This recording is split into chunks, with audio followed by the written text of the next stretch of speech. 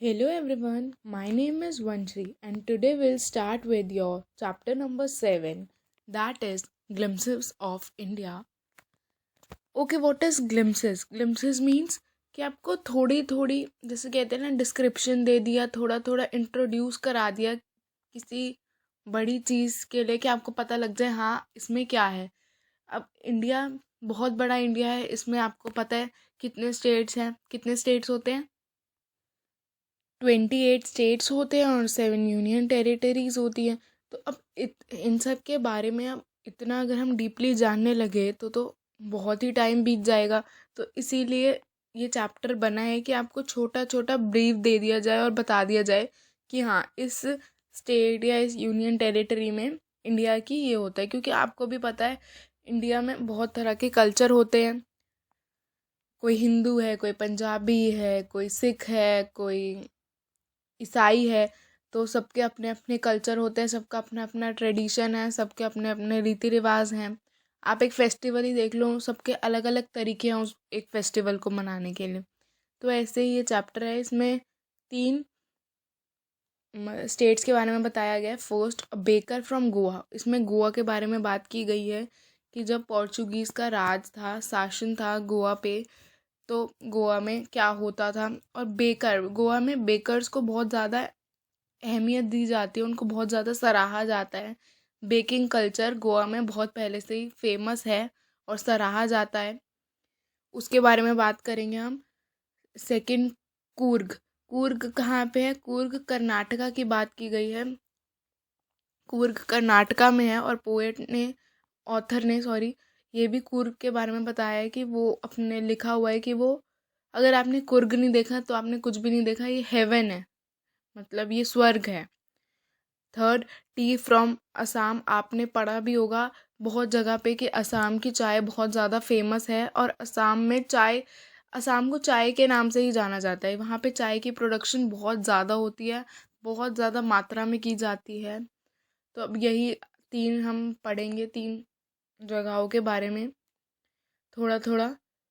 So before you read, discuss in class what images of people and places come to your mind when you think of our country। अब आप India के बारे में सोचते हो तो आपके दिमाग में क्या आता है, कौन कौन सी पिक्चर्स आती हैं, किन लोगों की आती हैं, किन जगहों की आती हैं, क्योंकि इंडिया बहुत ही डाइवर्स है। अगर आप बोलो आप पंजाबी हो तो आपके अपने ट्रेडिशन की फ़ोटोज़ आ जाएंगी आपके सामने, अपने लोगों की आ जाएंगी, अलग अलग चीज़ों की आ जाएंगी। तो आपके अपने दिमाग से आपको ये सोचना है। Second, what parts of India have you lived in or visited? Can you name some popular tourist destination? अब वो कह रहे हैं कि इंडिया में कौन कौन से पार्ट्स में, इंडिया के कौन कौन से पार्ट्स में, जैसे मुंबई, दिल्ली, गोवा, देहरादून, अमृतसर, आप किस किस जगहों पे रह चुके हो और या घूमने जा चुके हो, और कोई आप पॉपुलर टूरिस्ट डेस्टिनेशन बताओ। जैसे कुल्लू मनाली है, देहरादून है, मंसूरी है और अमृतसर है, ये सब टूरिस्ट डेस्टिनेशंस हैं, दिल्ली है। Third, you may know that apart from the British, the Dutch and the French, the Portuguese have also played a part in the history of our country. Can you say which parts of India show French and Portuguese influences? अब वो कह रहे हैं कि हमने ये पढ़ा था कि ठीक है ब्रिटिशर्स का रूल था इंडिया पे, हमारी कंट्री की हिस्ट्री पे, फिर डच ने भी करा, फिर फ्रेंच ने भी करा, पर पोर्चुगीज़ उन्होंने किया, पर पोर्चुगीज़ का भी बहुत बड़ा रोल है हमारी हिस्ट्री के अंदर। और आप बता सकते हो कि किन किन पार्ट्स ऑफ इंडिया में फ्रेंच और पोर्चुगीज़ का रूल था, इन्फ्लुएंस था। तो वो थे, तो पोर्चुगीज़ का रूल था गोवा पे, नागर हवेली, दमन, दीव, इन सब पे। और फ्रेंच का रूल था पौंडीचेरी और माहे जिसे कहते हैं हम, यानॉन, इन सब पे। So last activity, can you say which parts of India grow first tea और कॉफ़ी, की कौन सी जगहों पे, कौन सी स्टेट्स में हम टी और कॉफ़ी प्रोड्यूस करते हैं। So first, T. Tea is grown in Assam and coffee is grown in Coorg, that is in Karnataka. So let's start with our first story, A Baker from Goa. This story is written by Lucio. This is a pen portrait of a traditional Goan village baker who still has an important place in his history. A pen portrait का मतलब क्या होता है? Means character sketch. जैसे आपने character sketch लिखा होगा किसी के भी बारे में, मतलब उसकी सारे हमने करेक्टरिस्टिक्स बता दी, वो कैसा है, वो क्या करता है, जस्ट लाइक दैट। तो ये एक करेक्टर स्केच है ट्रेडिशनल गोवन विलेज। गोवा में एक गांव है, उसमें एक बेकर है, उसके बारे में, जो आज भी जिसका बहुत इम्पोर्टेंट जगह है, स्थान है उनकी सोसाइटी में। So let's start with the first paragraph. Our elders are often heard reminiscing nostalgically about those good old Portuguese days. The Portuguese and their famous loaves of bread. Those caters of loaves might have vanished, but the makers are still there. We still have amongst us the mixers, the molders, and those who bake the loaves. ठीक है। Are elders, अब वो कह रहे हैं हमारे बड़े बुजुर्ग, जिसे हम कहते हैं बड़े लोगों से हमने उनके वो good old Portuguese days heard रिमिनिसिंग नॉस्टैल्जिकली means thinking fondly of the past. कि मतलब आप भी जब बोलते हो ना कि अरे हमारी फर्स्ट क्लास कितनी अच्छी थी, हमारी टीचर्स अच्छी थी, दोस्त अच्छे थे, पढ़ाई भी नहीं होती थी, कितने अच्छे दिन थे वो, मतलब पुराने दिनों को याद करना, पुराने दिनों को के बारे में सोचना, खुश होना, उसको बोलते हैं रिमिनिसिंग नॉस्टैल्जिकली। तो उन्होंने अपने बड़ों को सुना था कि वो पोर्चुगीज़ डेज के बारे में, पुराने दिनों के बारे में, कि वो कितने अच्छे थे वो दिन, जब वो द पोर्चुगीज़ जब पोर्चुगीज़ थे और उनकी famous loaves of bread. Loaves मतलब बंडल, मतलब जिसे कहते हैं डबल रोटी हिंदी में। Those eaters of loaves might have vanished but the makers are still there. वो कह रहे हैं जो वो लोव्स खाते थे वो तो नहीं है, अब वो तो चले गए हैं, बट उनको बनाने वाले आज भी हैं। लोव्स ना, जैसे वो पाव होते हैं, उनको बोलते हैं। We have we still have among us the mixers, the molders, and those who bake the loaves। कि जिन इक्विपमेंट्स को यूज़ करके बनाया, जैसे मोल्डर्स से क्या होता है, शेप आ जाती है उस पाव टाइप, वो रोटी रोटी रोटी कहेंगे हिंदी में, जैसे जो फ्लफ़ी फ्लफ़ी रोटी होती है ब्रेड की, उसको वो जिससे शेप आ जाती है। मोल्डर्स थे, वो मिक्सर्स थे जिनमें उनको वो मिक्स करते थे, और वो जो बेक करते थे लोव्स, आज भी वो हैं उनके साथ, बट उनको खाने वाले वो पोर्चुगीज़ नहीं है। Those age old time tested furnaces still exist. The fire in the furnaces has not yet been extinguished. Now what is furnaces means भट्टियाँ।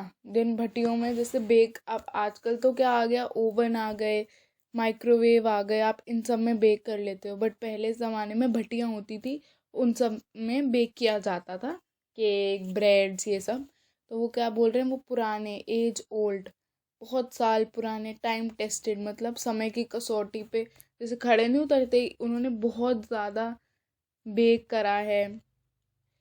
वो सब आज भी हैं, वो भट्टियाँ आज भी हैं, उनमें आग आज भी जलती है, वो आग अभी तक उनमें बुझी नहीं है। एक्सटिंग्विश मतलब बुझी नहीं है। द थर्ड एंड जिंगल ऑफ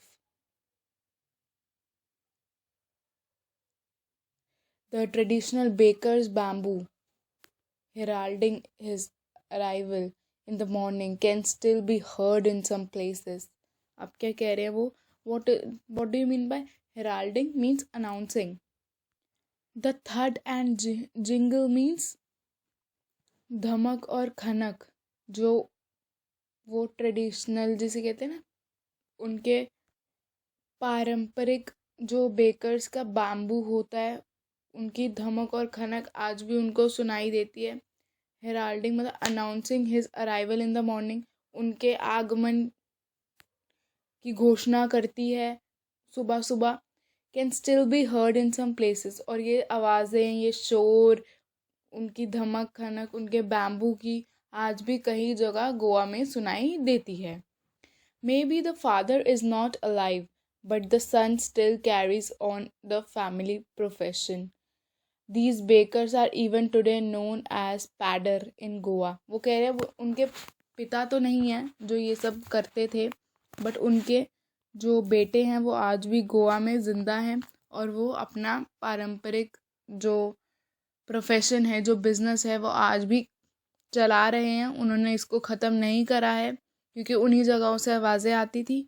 मतलब वो अभी भी ज़िंदा है, उनका बेकिंग का काम, बिज़नेस, फैमिली प्रोफेशन, जो कि उनका ट्रेडिशन बन चुका है।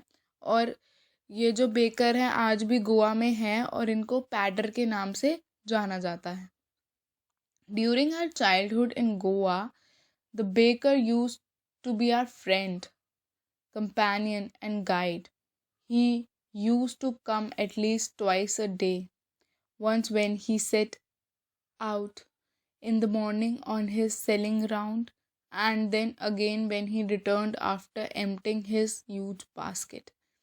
अब जो ऑथर हैं, जो लूसियो हैं, वो अपने चाइल्डहुड के बारे में हमें बता रहे हैं कि उनका चाइल्डहुड कैसा था। वो कह रहे हैं हमारे बचपन में गोवा में जो बेकर हैं वो हमारे दोस्त हुआ करते थे, हमारे गाइड, मतलब जो हमें समझाते हैं।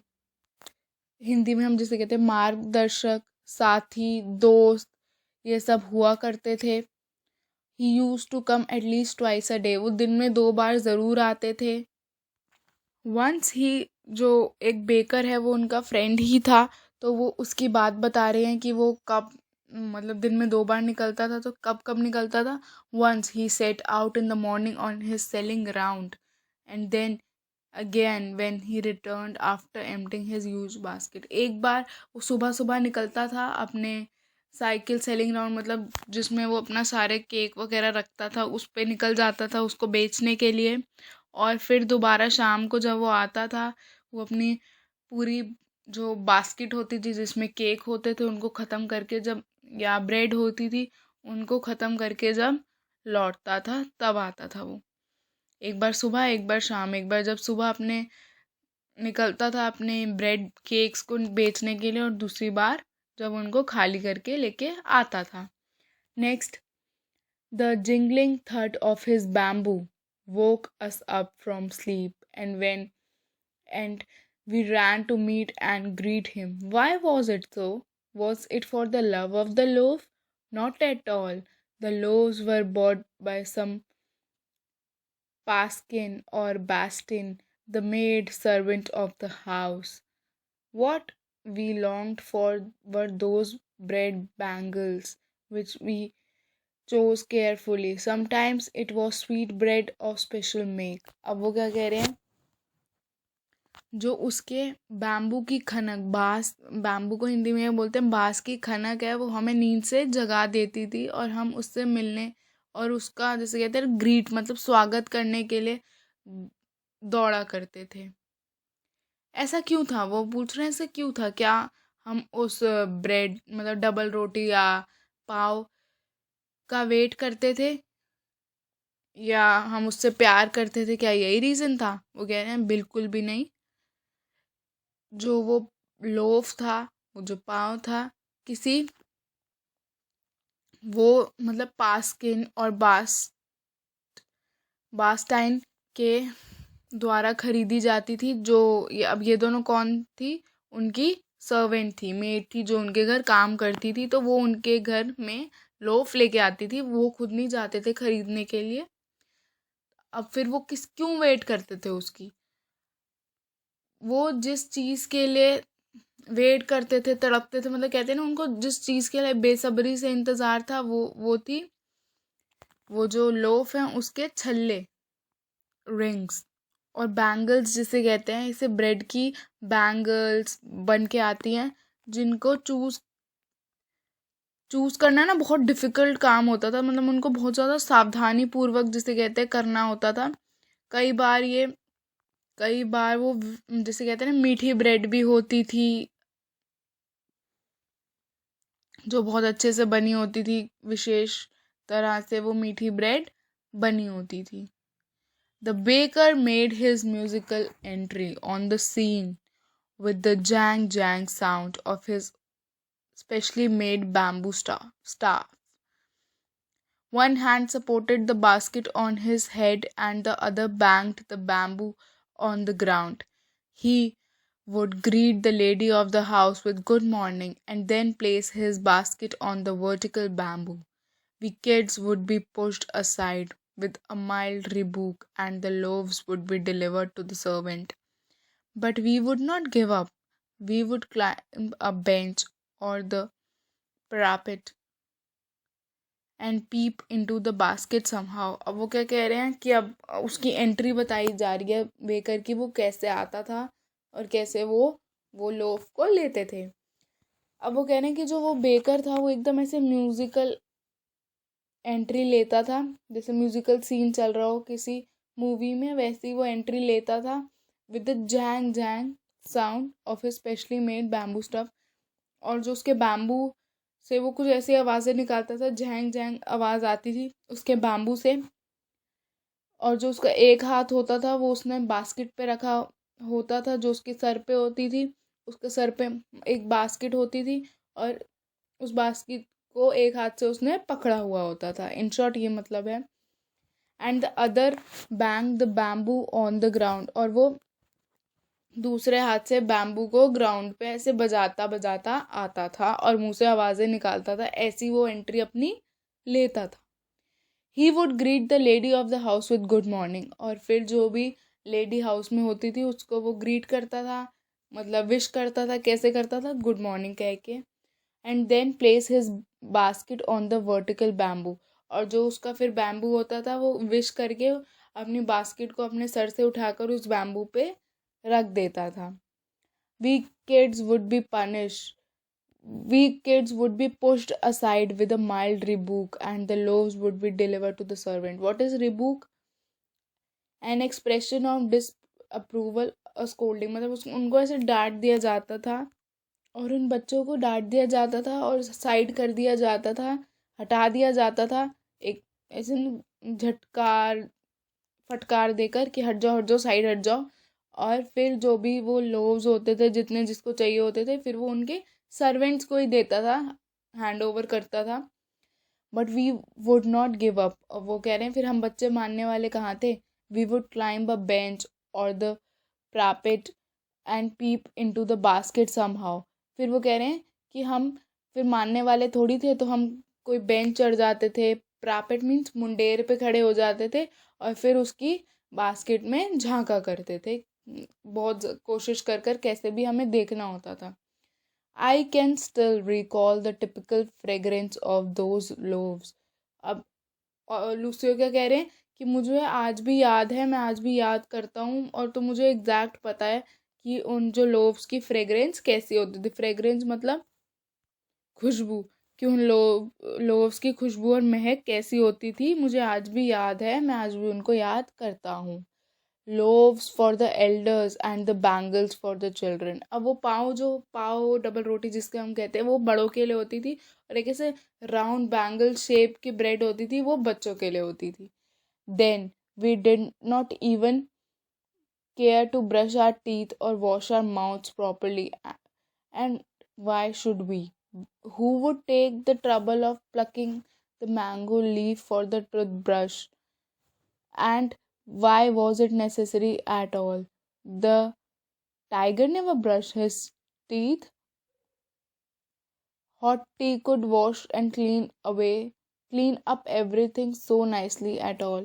अब क्या कह रहे हैं, वो अपने रूटीन की बात कर रहे हैं कि वो कैसे थे, क्या करते थे, ब्रश नहीं करते थे, क्यों नहीं करते थे, उसका रीज़न अब वो बता रहे हैं।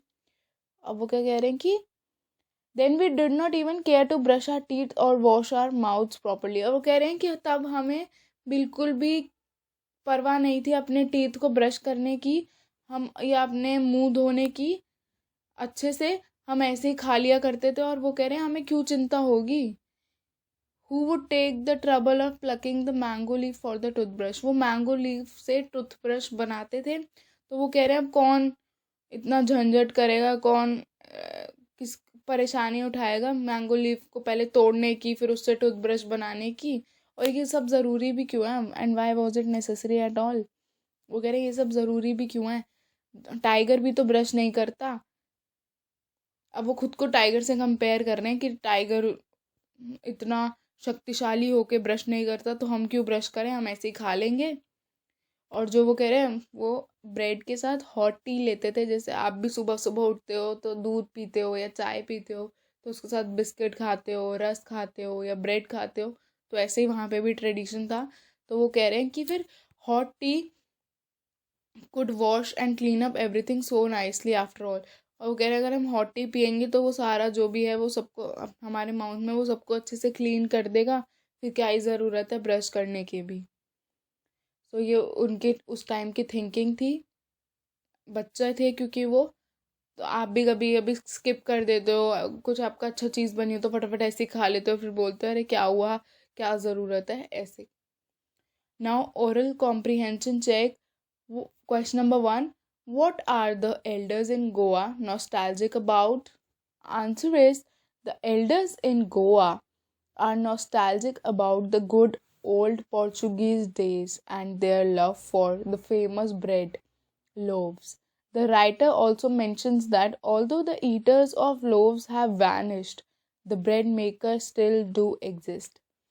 Question number 2, is bread making still popular in Goa? How do you know? Yes, bread making is still popular in Goa.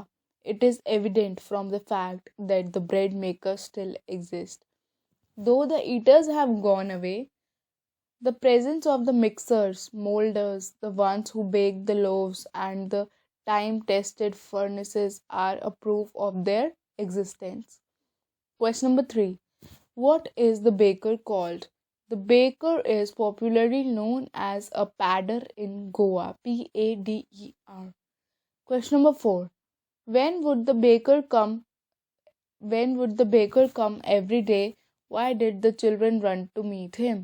Answer is, the baker would come twice every day. Once he would set out early in the morning, and the second time when he returned from emptying his huge basket by selling his bread. The full stop. The children would run to meet him as they loved to eat loaves and longed to have bread bangles, which they choose carefully. Sometimes it was sweet bread or special make. Now, next paragraph. Marriage gifts are meaningless without the sweet bread, known as the bowl. Just as a party or a feast loses its charm without bread. Not enough can be said to show how important a baker can be for a village. जो शादी में gifts देते हैं उसमें वो कह रहे हैं कि शादी के गिफ्ट्स मीनिंगलेस मतलब अर्थहीन होते हैं, किसके बिना, स्वीट ब्रेड के बिना, जिसको वो क्या बोलते हैं वहाँ पे, बोल, BOL। कहते हैं जैसे ही एक शादी में एक पार्टी और दावत होती, फीस मतलब दावत भोजन होता है, loses it's charm without bread. कि अगर पार्टी ना हो, फीस ना हो, भोजन ना हो तो फीके पड़ने लग जाती है ना, कोई शादी का मतलब नहीं रहता, फीका फीका सा हो जाता है। तो वैसे ही अगर ब्रेड ना हो तो पूरी पार्टी, पूरी शादी का मतलब ही ख़त्म हो जाता है, अगर उस ब्रेड को गिफ्ट में ना दिया जाए तो। Not enough can be said to show how important a baker can be for a village. वो कह रहे हैं इससे ज़्यादा हम कैसे बताएं कि क्या एक बेकर की अहमियत होती है उनके गांव में। The lady of the house must prepare sandwiches on the occasion of her daughter's engagement. Cakes and bolinas are a must for a Christmas as well as our other festivals. The Thus, the presence of a baker's furnace in the village is absolutely essential. अब वो कह रहे हैं जो एक lady होती है वो अपने घर में सैंडविचेस बनाती है अपनी बेटी की एंगेजमेंट एंगेजमेंट क्या होती है, जब रिंग्स एक्सचेंज होती हैं, सगाई हम जिसको हिंदी में कहते हैं, कि वो सैंडविचेस बनाती है अपने घर में। ये भी बहुत ज़रूरी होता है सैंडविचेस बनाना अपनी बेटी की सगाई में। और केक्स और भोलीनाज जिनको स्वीट ब्रेड कहते हैं वो भी बहुत ज़्यादा ज़रूरी होता है सारे फेस्टिवल्स में और क्रिसमस पे। और वो कह रहे हैं अब दस मतलब इससे पता लगता है कि कैसी ज़रूरत होती है, अहमियत होती है बेकर्स की और उनके फर्नेस जो उनकी भट्टियाँ हैं उनकी प्रेजेंस भी उनकी गांव में बहुत ज़्यादा महत्वपूर्ण है। The baker or a bread seller of those days had a peculiar dress known as the kabai. Kabai. It was a single piece long frock reaching down to the knees. In our childhood, we saw bakers wearing a shirt and trousers which were shorter than full length ones and longer than half pants. Even today, anyone who wears a half pant which reaches down below the knees invites the comment that he is dressed like a paddler. फिर अब वो उसको define कर रहे हैं कि वो कैसा दिखता है। ये पूरा उनका करेक्टर स्केच है। तो करेक्टर स्केच में क्या होता है, उनकी पहले सारी विशेषताएं होती हैं, फिर उनका डिस्क्रिप्शन होता है वो कैसे दिखते हैं, क्या पहनते हैं। तो जस्ट लाइक दैट अब इनमें उनके पहनावे की बात की गई है कि कैसे अ बेकर और a bread seller of those days had कैसे दिखते थे, क्या पहनते थे। तो अब वो बोल रहे हैं कि जो बेकर हैं और ब्रेड सेलर हैं उस टाइम पे उनकी पेक्युलर ड्रेस होती थी जिसको कबाए बोलते थे। What do you mean by peculiar? विशेष में जिसे हम कहते हैं, और उनको कबाए कहते थे। वो कैसी दिखती थी, वो एक सिंगल लॉन्ग पीस मतलब एक फ्रॉक टाइप होती थी जो उनकी नीज तक जाती थी। नीज मतलब घुटनों तक जाती थी। बट वो कह रहे हैं कि ये तो बहुत पहले की बात है, बट जब हमारा चाइल्डहुड था, जब हम बच्चे थे, हमने बेकर्स को क्या पहने हुए देखा था, एक शर्ट और ट्राउज़र। जो ट्राउज़र्स थे विच वर शॉर्टर देन फुल लेंथ, मतलब आपके ट्राउज़र होते हैं वो पूरे आपके फुल लेंथ होते हैं, पूरे नीचे तक होते हैं, बट उनके जो ट्राउज़र्स थे वो उनके नीज तक ही थे या नीज से थोड़े ही नीचे थे, और वो फुल लेंथ नहीं थे, वो नीज तक थे। Even today, anyone who wears a half pant which reaches just below the knees invites the comment that he is dressed like a pattern. अब वो कह रहे हैं कि जो शर्ट और ट्राउज़र पहनते थे वो घुटनों से थोड़ा ही नीचे होता था, जिसको हम आजकल कैप्री बोलते हैं। आपको कैप्री से समझ आ जाएगा उनके ट्राउज़र्स के बारे में। वो शर्ट और कैप्री पहनते थे। तो वो कहते हैं अगर आज भी मैं गोवा में देखता हूँ ना किसी को शर्ट और वो नीज तक ट्राउज़र पहने हुए, तो मेरे दिमाग में एकदम ही आ जाता है कि ये ज़रूर पैडर हैं। The baker usually collected his bills at the end of the month. Monthly accounts used to be recorded on some wall in pencil. Baking was indeed a profitable profession in the old days. The baker and his family never starved. He, his family, and his servants always looked happy and prosperous. Their plump physique was an open testimony to this. Even today, any person with a jackfruit like physical appearance is easily compared to the baker.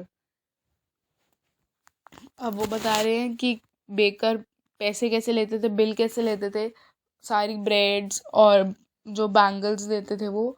तो वो जो वो bill collect करते थे वो महीने के last में करते थे, अंत में करते थे।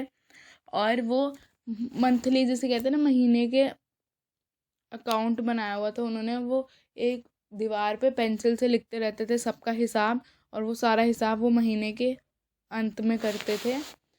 वो कह रहे हैं कि जो बेकिंग है वो इंडीड मतलब वास्तव में जो बेकिंग है वो बहुत ज़्यादा एक प्रॉफिटेबल प्रोफेशन माना जाता है पुराने दिनों में। प्रॉफिटेबल मतलब जिससे बहुत ज़्यादा प्रॉफिट हो, जिसको हिंदी में हम लाभकारी भी कहते हैं, कि ये सबसे ज़्यादा लाभकारी बिजनेस था, प्रोफेशन था। The baker and his family never starve, वो कभी भूखे नहीं मरे। जो बेकर और उनका परिवार है वो हमेशा भरे पूरे ही रहे हैं।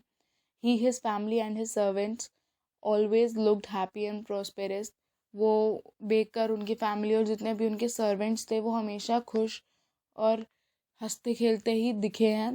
Their plump physique was an open testimony to this. Plump physique means pleasantly fat body, उनकी एकदम ऐसे ना फैट बॉडी, जिसे हिंदी में हम कहते हैं गठा हुआ उनका शरीर था। और open testimony means public statement about a character और क्वालिटी, और सब उनके बारे में यही सोचते थे क्योंकि उनका करेक्टर, उनका चाल चलन, उनका रहन सहन, उनका ओढ़ना चलना सब इसी चीज़ को दर्शाता था।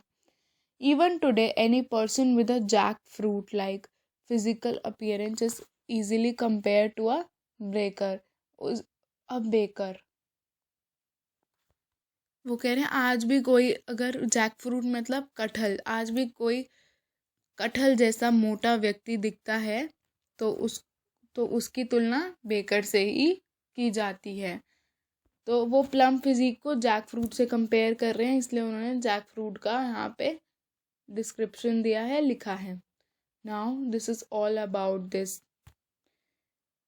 Story.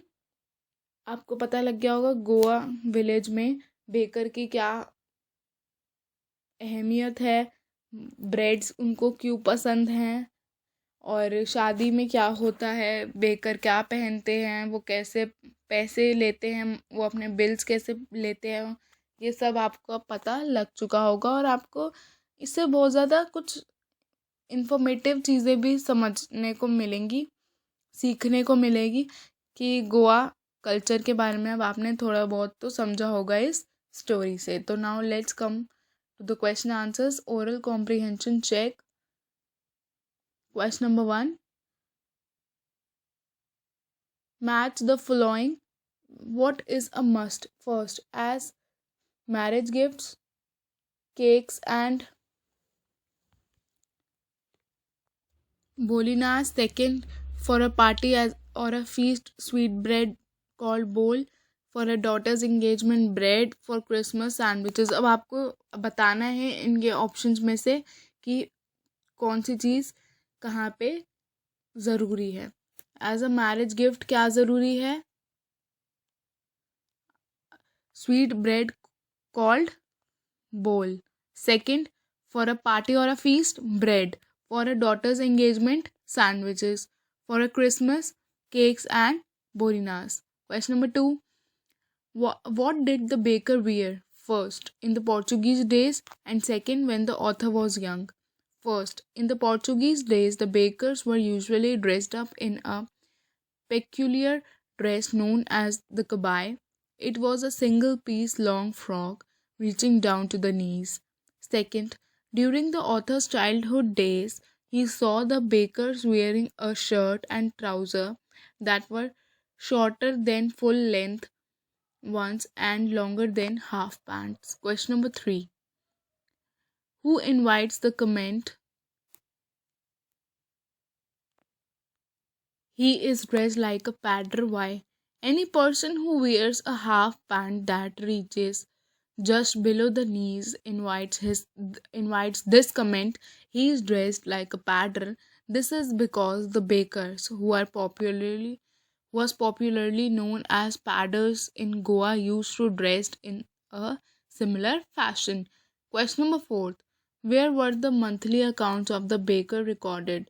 The bakers usually collected their bills at the end of the month and their monthly accounts were recorded on some wall in the house with a pencil. Question number 5.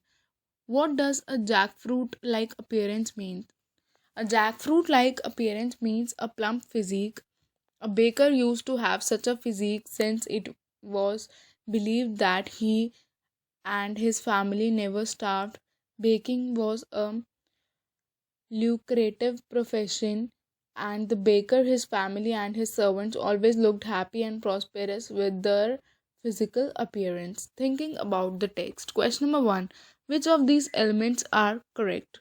First option: the padder was an important person in the village in old times. Second, padders still exist in Goan villages. Third, padders went away with the Portuguese. Fourth, the padder continued to wear a single piece long frock.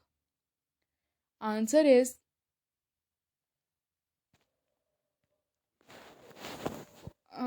fifth भी है.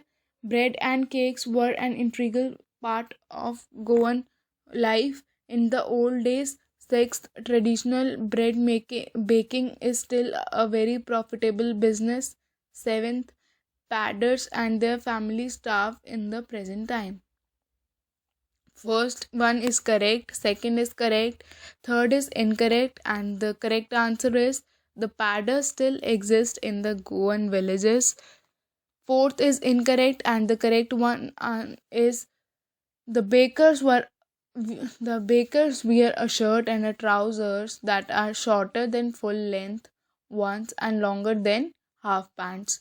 Fifth is correct, sixth is correct, seventh is incorrect, and the correct answer is baking happens to be a profitable business in Goa. Question number two: is bread an important part of Goan life? How do you know this?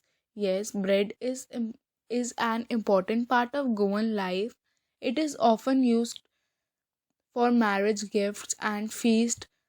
Bread is also used by mothers for preparing sandwiches during their daughter's engagement. The author mentions that the fragrance of fresh loaves is loved by everyone in Goa. The elders are served loaves, and the youngsters long for bread bangles. Therefore, it is necessary to have bread for all occasions in every household. Baking is therefore considered a profitable business in Goa, as people have loved tasty bread since the Portuguese days. Now, 3. Take the correct answer, which is the tone of the author when he says the following. First, the thud and the jingle of the traditional baker's bamboo can still be heard in some places. Nostalgic, hopeful, sad. Answer is nostalgic. Second, maybe the father is not alive but the son still carries on the family profession. Nostalgic, sad, hopeful. Answer is hopeful. Third, I still recall the typical fragrance of those loaves. Nostalgic, hopeful, naughty. Answer is nostalgic. Fourth, the tiger never brushed his teeth. Hot tea could wash and clean up everything so nicely after all. Naughty, angry, funny. Answer is funny. Next, fifth, cakes and bolinas are a must for Christmas as well as other festivals. Sad, hopeful, matter of fact. Matter of fact. Sixth, the baker and his family never starved. They always looked happy and prosperous. Matter of fact, hopeful, sad. Answer is matter of fact. Now, writing. Question number one.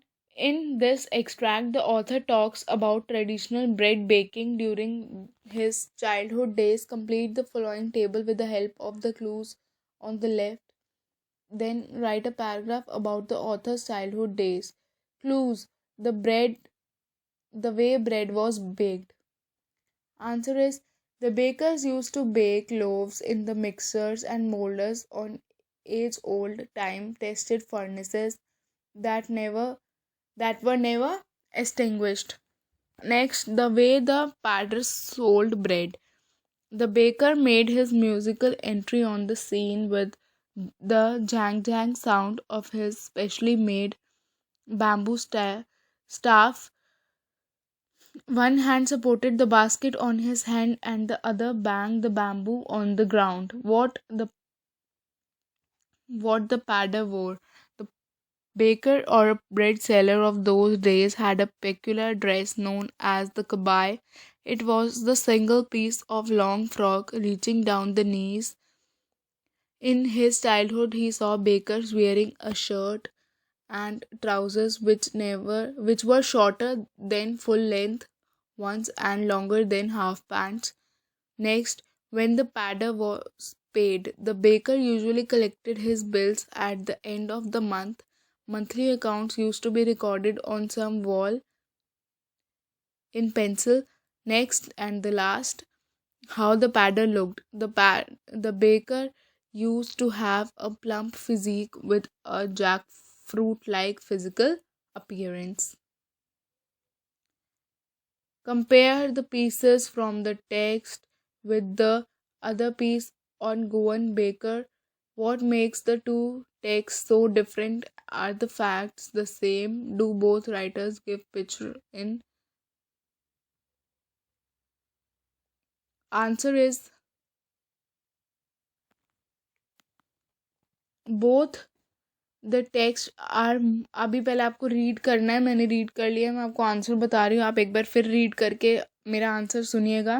Answer is both the text are more or less similar with the context that knowledge of bread making flows down in the family like a tradition. Both the writers give a brief overview of a baker's work. They have so they have also mentioned how successive generations of baker work hard and follow the footsteps of their parents to keep the family profession alive. Next,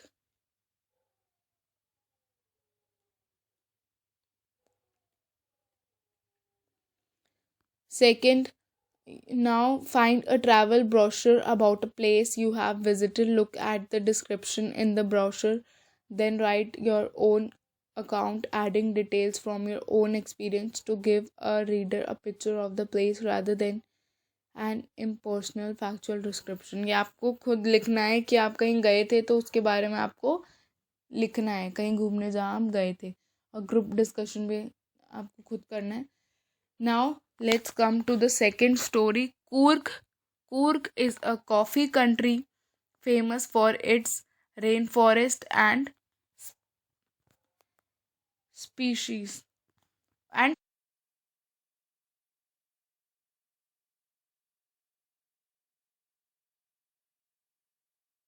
spices. Sorry, spices. मसाले.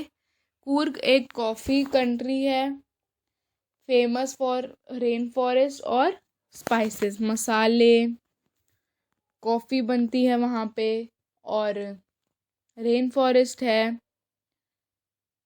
Midway between Mysore and the coastal town of Mangalore sits a piece of heaven that must have drifted from the kingdom of God. ये author क्या बता रहे हैं इसमें कि जो कूर्ग है वो कहाँ पे सिचुएटेड है, मैसूर और मैंगलोर के बीच में एक ऐसे पीस है हेवन का जो भगवान से गिर गया है. ड्रिफ्ट मतलब been carried along gently by air. उस कूर्ग को ऑथर स्वर्ग कह रहे हैं, स्वर्ग का टुकड़ा कह रहे हैं जो भगवान से गिर गया है, हवा से आ चुका है. This land of rolling hills is inhabited by a proud race of martial man, beautiful women and wild creatures. अब वो क्या कह रहे हैं, इस घुमावदार पहाड़ियों की धरती पर लद्दाख के लोगों की नस्लें, सुंदर औरतें और जंगली जीव निवास करते हैं. Martial means having to do with war, लड़ाकू जिसे कहते हैं. कूर्ग और Kodagu, the smallest district of Karnataka, is home to evergreen rainforest, spices, and coffee plantations. Evergreen rainforests cover 30% of the district during the monsoons. It pours enough to keep many visitors away. The season of joy. commences from September and continues till March. अब वो बता रहे हैं कि क्या क्या famous है कूर्ग में, और कूर्ग में रेन फॉरेस्ट कब होता है, मानसून कब आता है।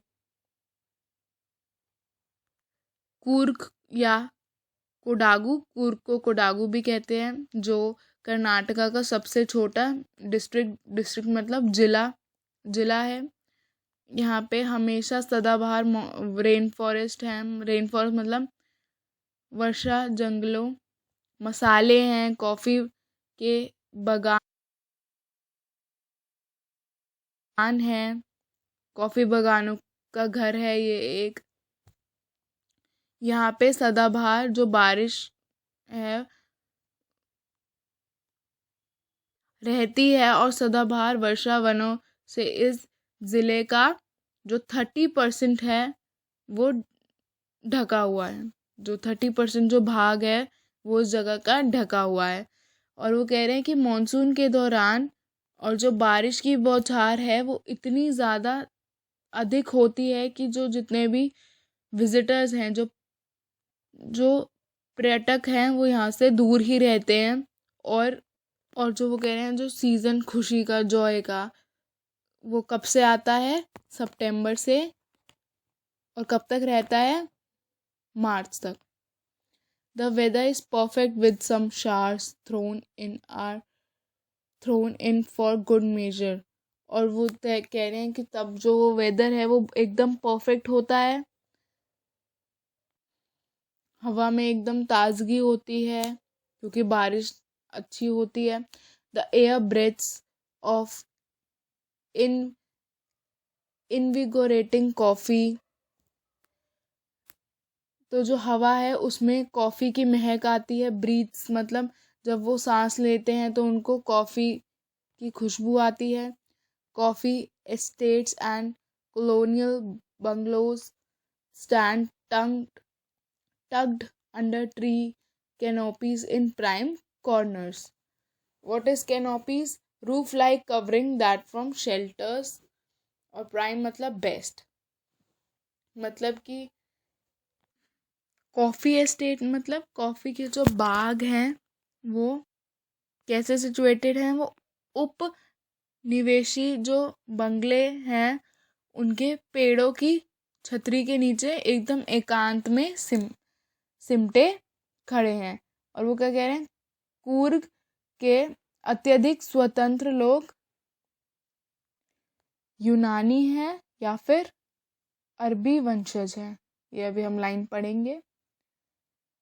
The fiercely independent people of Coorg are possibly of Greek or Arabic descent. यही मैंने आपको बताया, या तो ये यूनानी मतलब ग्रीक और अरेबिक मतलब अरबी वंशज हैं। As one story goes, a part of Alexander's army moved south along the coast and settled here when return became impractical. These people married amongst the locals, and their culture is apparent in the martial traditions, marriage, and the religious rites, which are distinct from the Hindu mainstream. The theory of Arab origin draws support from the long black coat with an embroidered waist belt worn by the Kodavus, known as kufiya. It resembles the kufiya worn by the Arabs and the Kurds. अब वो बता रहे हैं कि कैसे origin हुआ था, क्या हुआ था, वो क्या बोल रहे हैं। द फियर्सली इंडिपेंडेंट जो पीपल थे वो या तो यूनानी थे या अरबी थे, और अब वो स्टोरी बता रहे हैं कि कैसे क्या हुआ था उस टाइम पे। तो as one story goes, as a part of Alexander's army moved south. Now जो अलेक्जेंडर था तो उसकी जो आर्मी थी, जो उसकी सेना थी, उसका एक भाग दक्षिण की ओर समुद्र तट जिसे कहते हैं, समुद्र तट तक आ गया था, और जब उनका वापस लौटना इम्प्रैक्टिकल था, मतलब बिल्कुल भी कोई सेंस नहीं बनती थी उनके लौटने लौटने की। प्रैक्टिकल मतलब अव्यावहारिक हो गया था, तो वो वहीं बस गए थे। क्या वो वापस नहीं जा सकते थे क्योंकि सिचुएशंस ऐसी हो गई थी, तो वो वहीं कूर्ग में बस गए थे। इन लोगों ने जो लोकल मतलब स्थानीय लोगों से शादी कर ली थी, विवाह कर लिया था, और उनकी जो ट्रेडिशन था, जो संस्कृति थी, वो स्पष्ट रूप से क्या थी, लड़ाका परंपराओं और शादी और धार्मिक रिवाजों वाली थी। और जो जो हम हिंदू हैं, जो हिंदू मुख्य धारा मेन स्ट्रीम का क्या मतलब होता है, मुख्य धारा, इंग्लिश में हम जिसे कहते हैं tradition which most people follow. तो अलग है, क्योंकि हिंदू में लड़ाई झगड़ा नहीं प्रमोट किया जाता, तो अब ये हिंदू संस्कृति से बिल्कुल ही अलग है। नाउ कोडावू लोगों द्वारा पहने जाने वाले जो कमरबंद हैं, उनके साथ जो कुप्पियाँ के नाम से जाना जाता है, अरबियों एवं कूर्गों द्वारा पहने जाने वाली कुपियाँ जैसे होती हैं, जो इस सिद्धांत जिसे कहते हैं उसकी पुष्टि करती हैं कि वो लोग किसका सिंबल है, किसका स्रोत है, कि वो अरब हैं, वो अरेबिक हैं। Now Coorgi homes have a tradition of hospitality, and they are more than willing to recount numerous tales of valor related to their sons and fathers। अब वो क्या बोल रहे हैं, उनके ट्रेडिशन की बात कर रहे हैं कि टेल्स ऑफ वैलोर मतलब stories of courage and bravery usually in a war. और जो कूर्गी होम हॉस्पिटैलिटी मीन्स मेहमान नवाजी, कूर्गी घरों में मेहमान नवाजी की परंपरा है, और वे अपने बेटों एवं पिताओं से संबंधित बहादुरी की कहानियों को सुनाने की बहुत ज़्यादा इच्छा रखते हैं। Next, the Coorg regiment is one of the most decorated in the Indian Army, and the first chief of the Indian Army, General Karyappa, was a Kurgi. Even now, Kodavus are the only people in India permitted to carry firearms without a license। अब वो क्या बोल रहे हैं, Coorgi regiment जो था वो भारतीय सेना में वो सबसे ज़्यादा सजाया जाता है, और जो फर्स्ट चीफ थे इंडियन आर्मी के, वो जनरल करियापा थे, और वो भी एक कूर्गी थे। और आज भी इंडिया में जो कोडावूज हैं उनको परमिट है, उनको अलाउंस है कि वो जितने भी इंडिया में वो हैं, वो जो फायर आर्म्स हैं वो कैरी कर सकते हैं अपने साथ विदाउट लाइसेंस। उनको लाइसेंस की ज़रूरत नहीं है। जैसे हम हैं, अगर हम फायर आर्म्स कैरी करें तो हमें गवर्नमेंट से एक लाइसेंस बनवाना पड़ता है, एक अर्जी देनी पड़ती है, परमिशन चाहिए होती है हमें गवर्नमेंट की कि हम फायर आर्म्स अपने साथ रख सकते हैं। बट जो कोडावूस थे उनको अलाउंस है, उनको परमिशन है कि वो फायर आर्म्स अपने साथ रख सकते हैं। Next, the river Kaveri obtains its water from the hills and the forests of Coorg. Mahasir, a large freshwater fish, abound in these waters. Kingfishers dive off their catch, while squirrels and langurs drop partially eaten fruit for the mischief of enjoying the splash and the ripple effect in the clear water. Now, अब कूर्ग में कौन सी नदी है, कावेरी। और तो जो कावेरी नदी है, कावेरी नदी को इसका पानी कूर्ग की पहाड़ियों और जंगलों से प्राप्त होता है, और वहाँ पे महासीर मछली इस पानी में काफ़ी संख्या में पाई जाती है। कौन सी, ये बहुत इंपॉर्टेंट लाइंस हैं कि कौन सी रिवर है, कौन सी फिश है, और कोडावूस को फायर आर्म्स क्यों अलाउ कर रखी थी। ये सारे इंपॉर्टेंट पॉइंट्स हैं जो पेपर में आ सकते हैं शॉर्ट नोट्स या शॉर्ट आंसर्स टाइप में। तो आपको ये सब याद रखना बहुत ज़्यादा ज़रूरी है। कूर्ग में क्या होता था, मेहमान नवाजी होती थी, ये सब बहुत ज़्यादा इम्पोर्टेंट है। आपको ये सब अपने दिमाग में ऐसे फिट कर लेना है। तो कौन सी मछली होती थी, महासीर मछली होती थी, जो इस पानी में काफ़ी संख्या में पाई जाती थी। मैं हिंदी बहुत अच्छे तरह इसलिए एक्सप्लेन कर रही हूँ ताकि आपको दिमाग में आ जाए। मैं इंग्लिश ज़्यादा यूज़ नहीं कर रही हूँ। और जो किंगफिशर पक्षी था, उनका शिकार करने के लिए गोते लगाता था पानी में। किसका शिकार करने के लिए, महासीर मछली का शिकार करने के लिए। जबकि जो स्क्विरल और लंगूर आधे खाए हुए फल साफ पानी में पानी की आवाज़ और लहरों के चलने का आनंद लेने के लिए फेंकते थे।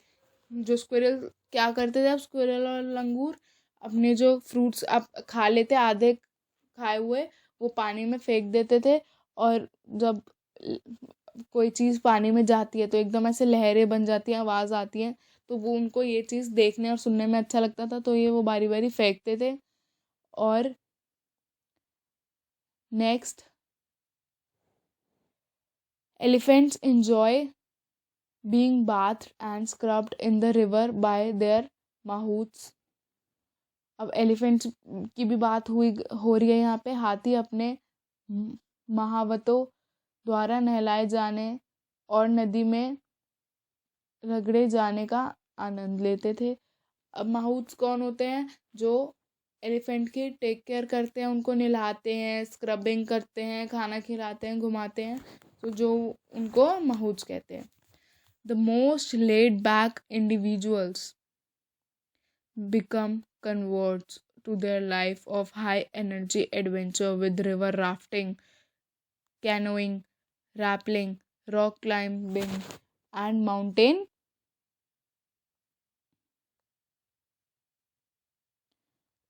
mountain biking. Numerous walking trails in the region are a favorite with trekkers. अब यहाँ पे क्या क्या चीज़ें कराई जाती हैं उन सब की बात हो रही है। ट्रेल्स मतलब पाथ्स क्रिएटेड बाय वॉकिंग। तो क्या क्या होता है, लेड बैक मतलब रिलैक्स्ड, नॉट इन द हरी। यहाँ पे जो लोग हैं वो रिलैक्स होने के लिए आते हैं और अपनी कन्वर्ट कर देते हैं, बदल देते हैं अपनी लाइफ को किससे, हाई एनर्जी एडवेंचर से। यहाँ पे एडवेंचर, कूर्ग एडवेंचर के लिए भी फेमस है। क्या क्या एडवेंचर होते हैं अब हम उनको देखेंगे। River rafting. रिवर राफ्टिंग क्या होता है, travelling in a river in a raft, a floating platform made by tying planks together. ये कैसे, ऐसे राफ्ट मतलब एक ऐसे प्लेटफॉर्म सा बना होता है जिसमें बहुत सारे लोग बैठते हैं और वो रिवर में डाल दिए जाते हैं, और उनके पास प्लैंक्स होता है और जिससे वो पानी को चलाते हैं, पानी में चलाते हैं। रिवर राफ्टिंग होती है। रिवर राफ्टिंग अगर आप कूर्ग ज़्यादा दूर ना जाओ तो जैसे आपने ऋषिकेश, देहरादून भी सुना होगा, वहाँ पे भी रिवर राफ्टिंग बहुत ज़्यादा फेमस है। Canoeing. Canoeing means travelling in a river with a canoe, a large narrow boat. अब इसमें एक लार्ज नैरो बोट होती है जो पानी में ट्रैवल करती है। रैपलिंग। रैपलिंग में क्या होता है, going down a cliff by sliding down a rope. एक ऐसे रस्सी होती है, हम उससे नीचे जाते हैं।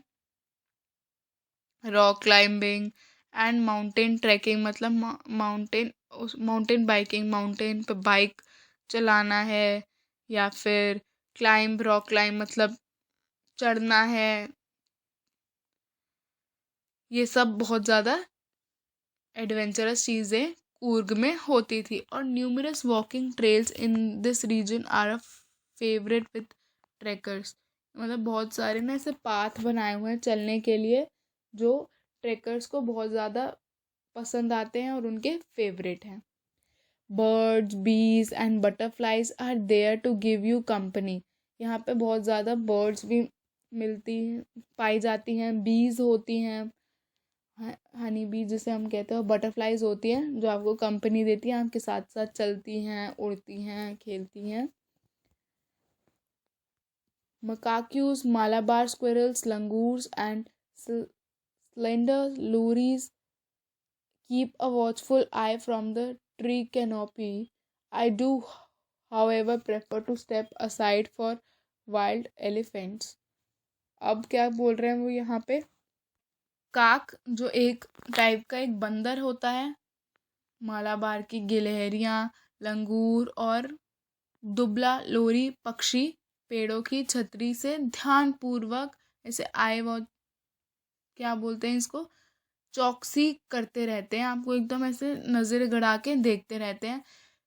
फिर भी मैं जंगली हाथों से बचना पसंद करता हूँ, क्योंकि जंगली हाथी सबसे ज़्यादा डेंजरस होते हैं। अगर आप कभी देहरादून, ऋषिकेश या मंसूरी के रास्ते पे गए हो तो आपको 5 बजे के बाद तो वहाँ पे अलाउंस ही नहीं है जाने की, क्योंकि वो बहुत ज़्यादा रिस्की होते हैं, डेंजरस होते हैं। वो एक गाड़ी को भी मतलब उठा के पटक सकते हैं, वो इतने ज़्यादा शक्तिशाली होते हैं।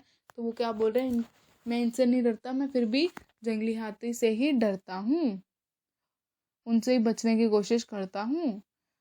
The climb to the Brahmagiri hills brings you into a panoramic view of the entire misty landscape of Coorg. A walk across the rope bridge leads to the 64-acre island of Nisar Gadama. अब वो क्या बोल रहे हैं कि panoramic view मतलब a view of a wide area of land, मतलब एक बहुत बड़ा जो लैंड है, बहुत दूर दूर तक फैला हुआ है, उसको देखना। नेक्स्ट अब वो इसको क्या बता रहे हैं वो, कि जो ब्रह्मागिरी पहाड़ियों पर चढ़ने से कूर्ग की धुंध से पूर्ण धरती का नज़ारा दिखाई देता है। मिस्टी मतलब धुंध। रस्सियों के पुल पर चलकर 64 एकड़ का निसार गधामा टापू आता है। Running into Buddhist monks from India's largest Tibetan settlement nearby Baila Kupa is a bonus. The monks in red ochre and yellow robes are amongst the many surprises that wait to be discovered by visitors searching for the heart and the soul of India right here in Coorg. अब किसकी बात हो रही है? Buddhist की बात हो रही है कि बिलाकूप के आसपास भारत की सबसे बड़ी तिब्बती लोगों की बस्ती तथा बौद्ध मॉन्क्स, जिन्हें हम भिक्षुकों से मिलने का अलग ही फ़ायदा होता है। वो क्या पहनते हैं? लाल, गेरुए और पीले कपड़े पहने हुए भिक्षुक अनेकों अजूबों में से एक है, जो उन यात्रियों के द्वारा पाए जाने का इंतज़ार करते हैं जो भारत के दिल और आत्मा को यहाँ कूर्ग में खोजते हैं। तो यही था कूर्ग के बारे में। इसमें ये कूर्ग बहुत इम्पोर्टेंट है, स्टोरी है, क्योंकि इसमें बहुत चीज़ें जैसे बेकर है, उन्होंने अपनी लाइफ से रिलेट करा है ऑथर ने, बट इसमें सारी फैक्ट्स पे बात हुई है, जितना भी उनकी हिस्ट्री है, क्या वहाँ पे होता है, क्या एडवेंचर्स हैं, एनिमल्स हैं, हर चीज़ की बात की गई है इस पर। तो ये आपको याद ही करना पड़ेगा। ये आपको इंटरेस्टिंग नहीं लगा होगा क्योंकि ये फैक्ट्स हैं, बट वहाँ कैसे होता है, क्या होता है, और इनके नाम बहुत ज़्यादा इम्पोर्टेंट है, ये पेपर में बहुत ज़्यादा आते हैं, तो आपको इनको याद करना बहुत ज़्यादा ज़रूरी है। And this chapter is written by the author Lokesh Abrol. Now come to the question answers. Thinking about the text. Question number 1. Where is Coorg? Answer is Coorg is the smallest district of Karnataka that is located midway between Mysore and Mangalore. Question number 2. What is the story about the Kodavu people's descent? The fiercely independent people of Coorg are believed to be the descendants of the people of Greek or Arabic origin. As the story goes, a section of Alexander's army moved south along the coast and settled there when they could not return to their country. These people married amongst the locals, and their culture is apparent in the martial traditions, marriage, and religious rites, which are distinct from the Hindu mainstream. This is the beautiful story about the Kudavu people's descent. Question number 3. What are some of the things which you know about? First, the people of Kurg. Answer is the Kurgi or Kodagu people are fiercely independent people comprising martial men and beautiful women who are believed to have descended from the Greeks or the Arabs. They have a strong tradition of hospitality, and they are more than willing in recount numerous tales of bravery that are related to men of this region. As a matter of fact, the Kudavus are the only people in India who are permitted to carry firearms without a license. Question number part 2. The main crop of Coorg. Coffee is the main crop of Coorg. The air smells of invigorating coffee. Coffee estates and colonial bungalows stand tucked under the tree canopies in prime corners of the town. Third, the sports it offers of tourists. Coorg offers a variety of high energy adventures sports that include river rafting, canoeing, rappelling, rock climbing, mountain biking, and trekking. Fourth, the animals you are likely to see in Coorg. The animals that you likely to see in Coorg include macaques, Malabar squirrels, langurs, slender lorises, wild elephants, etc. You can also see birds, bees, and butterflies giving you company around the corner.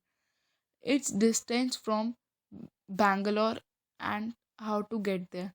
By road, Coorg is around 250 to 260 kilometers from Bangalore, and there are two routes to reach there. One route is via Mysore, which is most frequented one. The other route is via Neelam, Neelam and Chandrayanpatna. Next, question 4. Here are six sentences with some words in italics. Find phrases from the text that have been the same meaning. First, during monsoon it rains so nicely that tourists do not visit Coorg. Para 2. Answer is to keep many visitors away. Second, some people say that Alexander's army moved south along the coast and settled there. Para 3. As one story goes. Third, the Coorg people are always ready to tell stories of their sons and fathers' valor. Para 4. The most laid back individuals become converts too. Oh, sorry. And third answer is are more than willing to recount.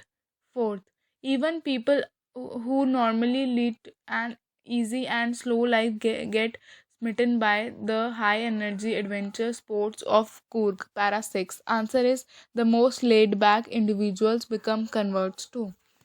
Fifth, the theory of the Arab origin is supported by the long coat with embroidered waist belt they wear. Para 3 draws support from. Para 6.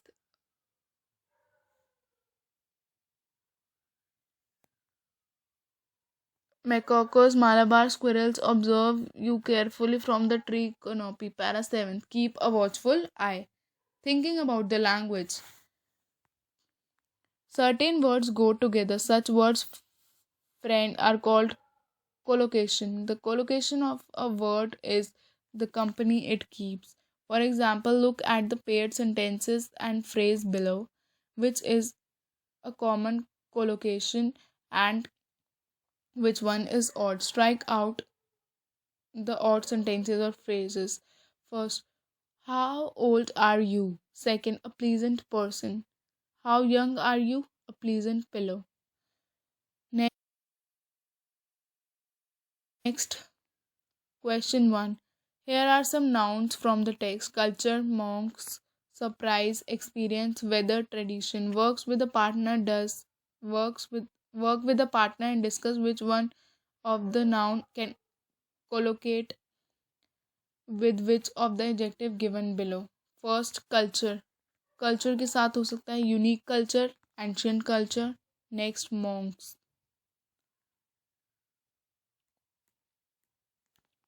Unique monk, serious monks. Third, surprise. Unforgettable surprise, terrible surprise, unique surprise. Next, experience. Unique experience, unforgettable experience, terrible experience. Next, weather. Terrible weather, unique weather. Next, tradition. Unique tradition, ancient tradition. Question 2. Complete the following phrases from the text. For each phrase, can you find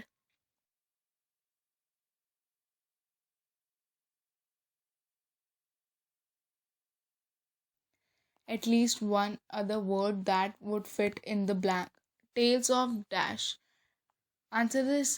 Tales of Valor, coastal town, a piece of heaven, evergreen rainforest, coffee plantations, rope bridge, wild creatures. Here are the other alternative words that could fit in the blank: tales of bravery, coastal village, a piece of cake, evergreen forest, banana plantation, tea plantation, concrete bridge, village, wild animals.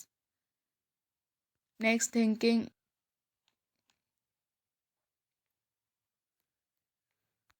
Next story, and the last story, that is Tea from Assam. Tea from Assam.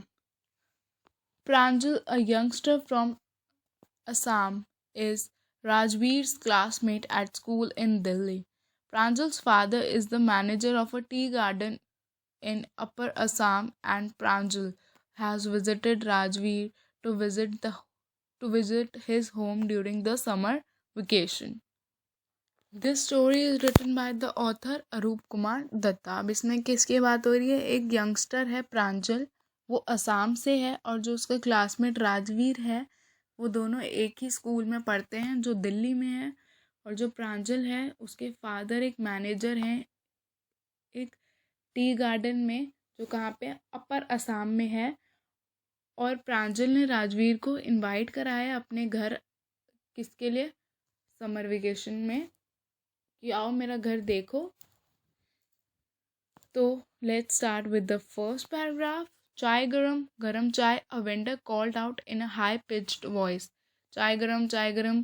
जैसे हमने train में सुना होगा, इससे आवाज़ें लगाते हैं, तो ऐसे ही एक वेंडर आवाज़ें लगा रहा था बहुत ही तेज़ आवाज़ में, चाय गरम, चाय गरम.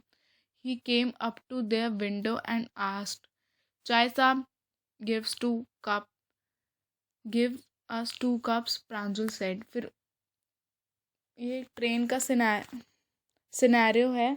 और फिर एक जो वेंडर है उनकी खिड़की के पास आया और उनसे पूछा, चाय साहब, कि मतलब सर चाय पियोगे?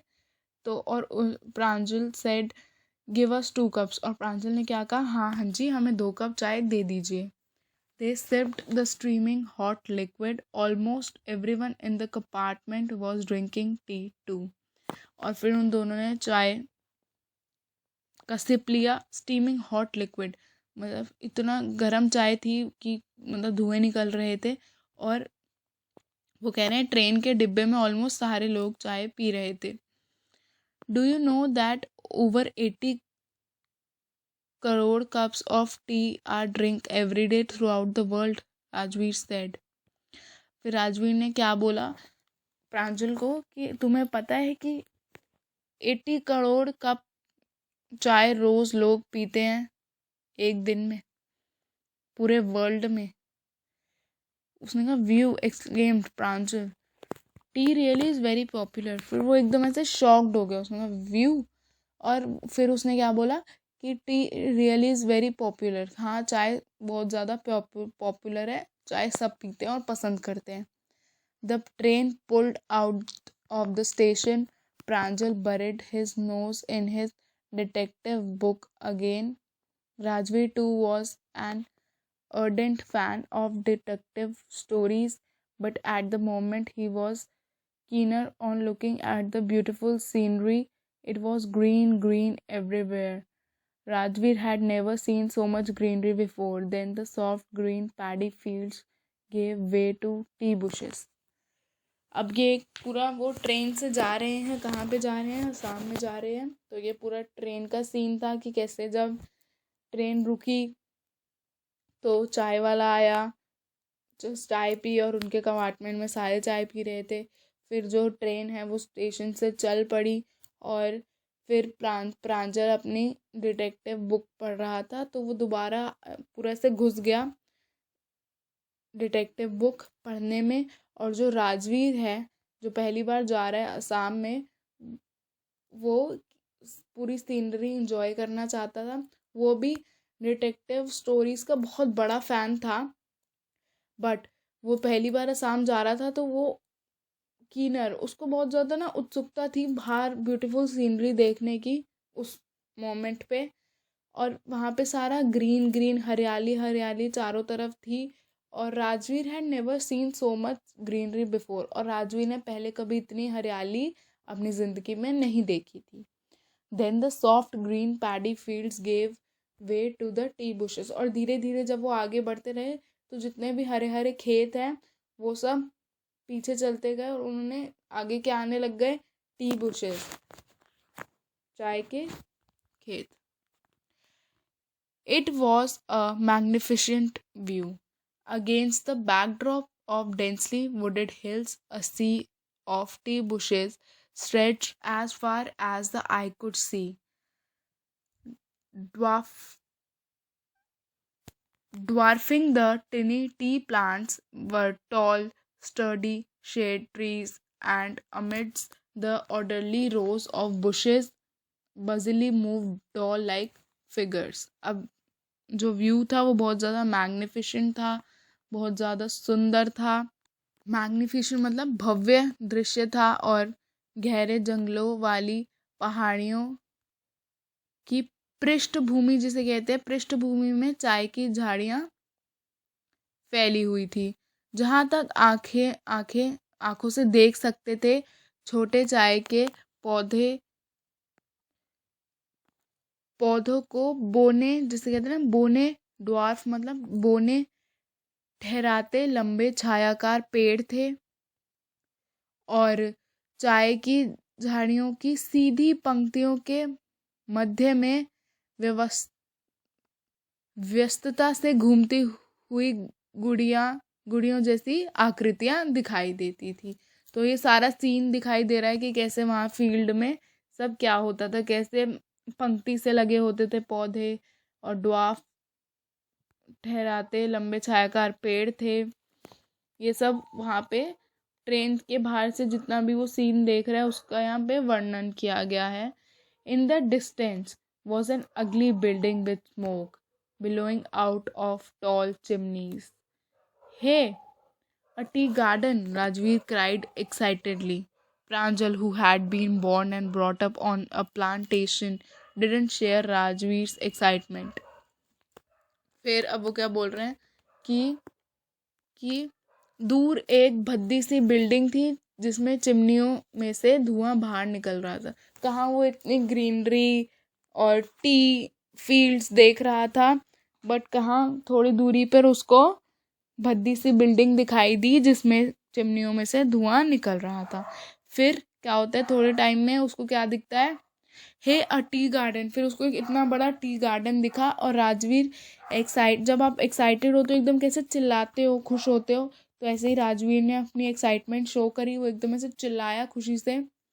प्रांजल, जो पला बढ़ा ही यहाँ पे था एक प्लांटेशन में, क्योंकि उसके पापा एक मैनेजर थे टी गार्डन में, तो वो बिल्कुल भी खुश नहीं हुआ। तो वो राजवीर की खुशी में शामिल नहीं हो पा रहा था, क्योंकि वो पला बढ़ा ही यहीं पे, उसने देखा ही यही सब है।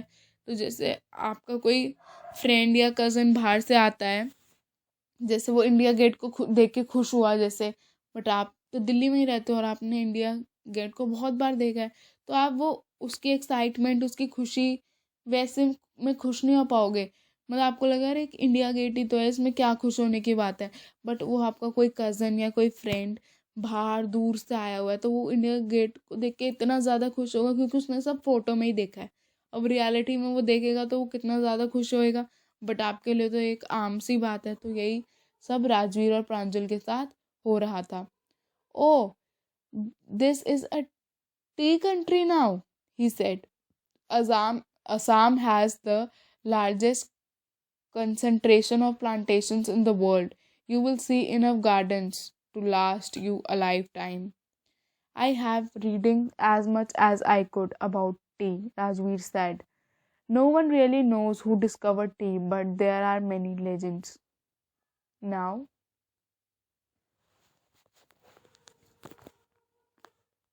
फिर उसने क्या कहा, ओह ये चाय का एक देश है अब। असम में संसार के सबसे अधिक बागानों की सघनता है। आपको यहाँ इतने अधिक बागानों की सघनता दिखाई देगी जितने अधिक आपको आपको उम्र भर तक दिखाई नहीं देंगे। यहाँ पे इतने ज़्यादा बाग हैं चाय के। Next, I have been reading as much as I could read about tea, Rajveer said. No one really knows who discovered the tea, but there are many legends. अब वो क्या बोल रहा है, मैं चाय के बारे में इतना पढ़ता रहा हूँ जितना मैं पढ़ सकता था, ये राजवीर ने कहा। वास्तव में कोई नहीं जानता कि चाय की खोज किसने की थी, परंतु इसके बारे में अनेकों कहानियां हैं। लेजेंड्स मतलब कहानी। यहाँ पे लेजेंड वो बात नहीं हो रही कि जिसने कोई जंग जीती है या कोई बहुत अच्छी चीज़ करी है, इसमें उसकी बात हो रही है, स्टोरीज की। फिर उसने कहा व्हाट लेजेंड्स, कौन सी कहानियाँ, कौन सी चीज़ें। Well, there is the one about the Chinese emperor who always boiled water about drinking it before drinking it, sorry. One day, a few leaves of the twigs burning under the pot fell into the water, giving it a delicious flavor. It is said that they were tea leaves. फिर उसने एक story सुनाई कि well there is the one, एक बार की बात है, एक चाइनीज़ एम्परर था जो हमेशा बॉयल पानी ही वो पानी को पहले बॉयल करता था और फिर पीता था। और फिर एक दिन क्या होता है, फ्यू लीव्स होती हैं, मतलब एक दिन बर्तन के नीचे जलती हुई टहनियाँ थी, टहनियों में कुछ पत्ते उबलते हुए पानी में गिर गए, जिससे पानी और ज़्यादा स्वादिष्ट बन गया, टेस्टी बन गया। ये कहा जाता है कि फिर वो चाय के पत्ते थे। टेल मी अनदर, स्कोफ्ड प्रांजल।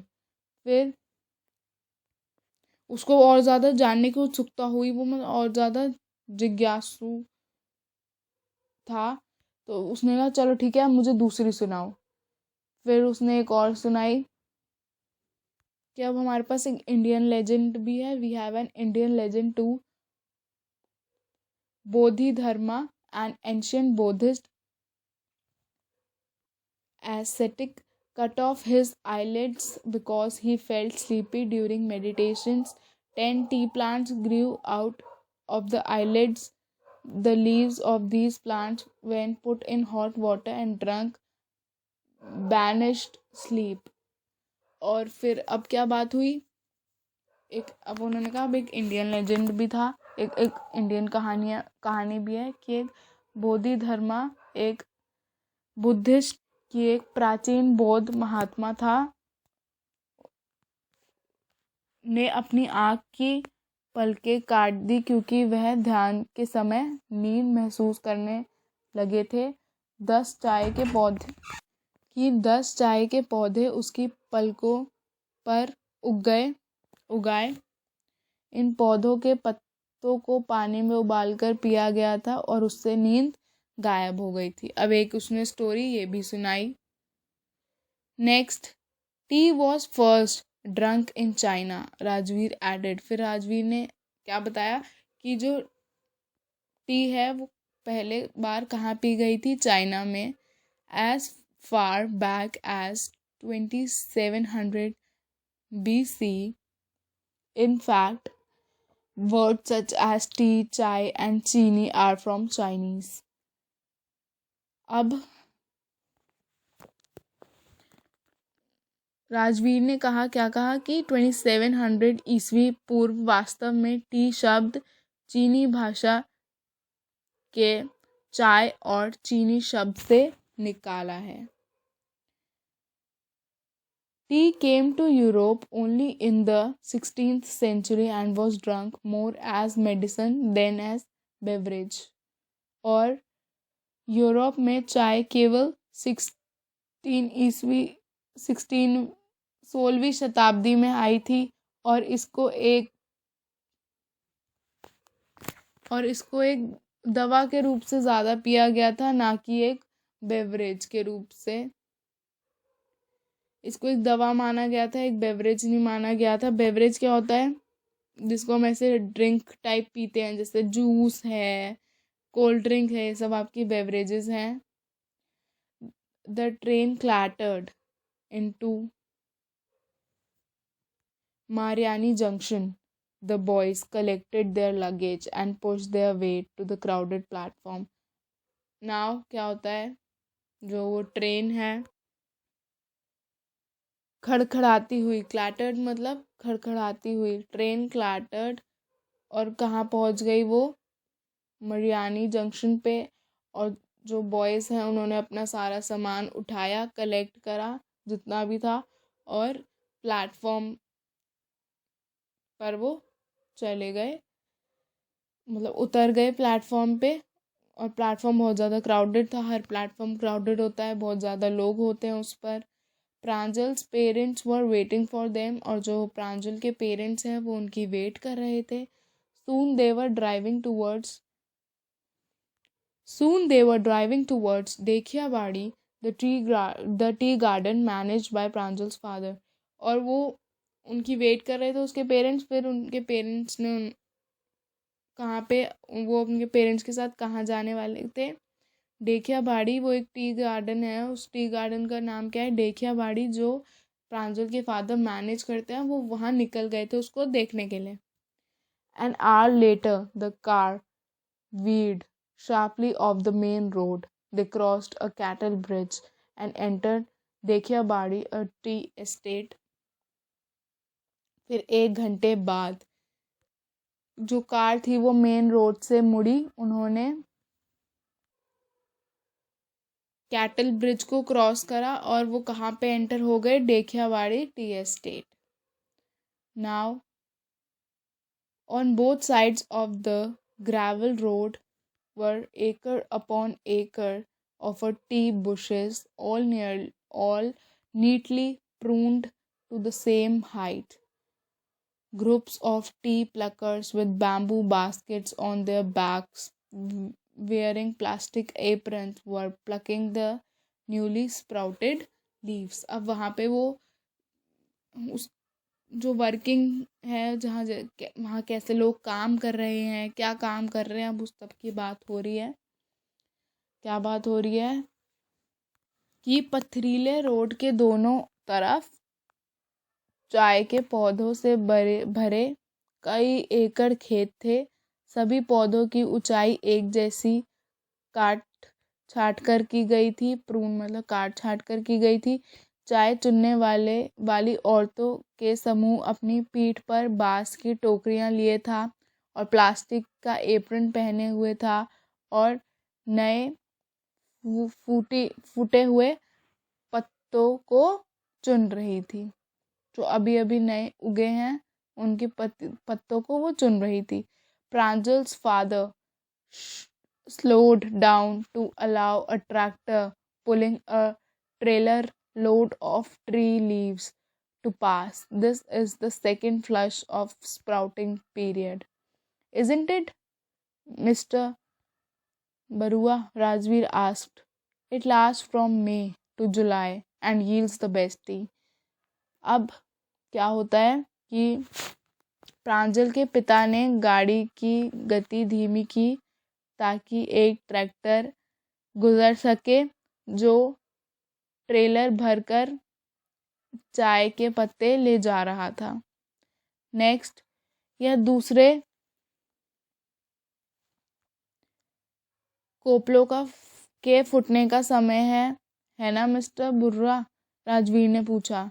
यह मई से जुलाई तक समाप्त होता है और सबसे अच्छी चाय की फसल प्रदान करता है। फिर राजवीर ने प्रांजल के पापा से पूछा यही question.